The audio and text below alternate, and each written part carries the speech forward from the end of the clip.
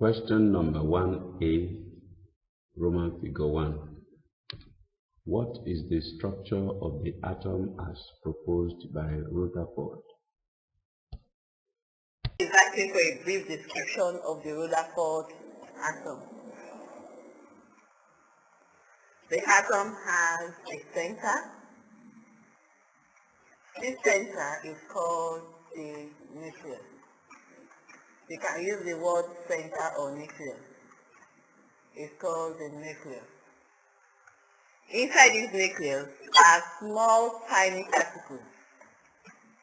Small tiny positively charged particles. You can see I'm writing my charges. They are positively charged. Small positively charged particles. These particles are called the protons.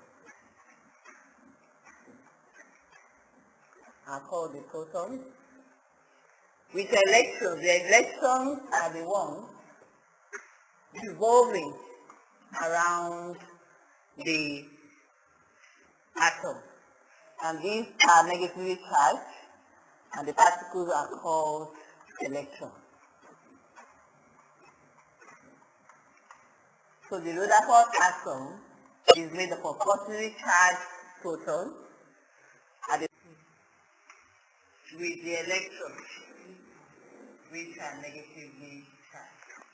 That answers the question. Question number 1A, Roman figure 2. Distinguish between the atomic number and the mass number of an element. The question is asking us to define atomic number and mass number.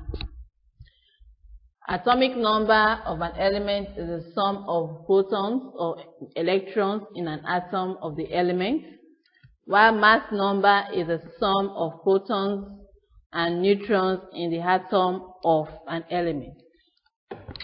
For atomic number, the emphasis is on number of protons and number of electrons, while in mass number, the emphasis is on the sum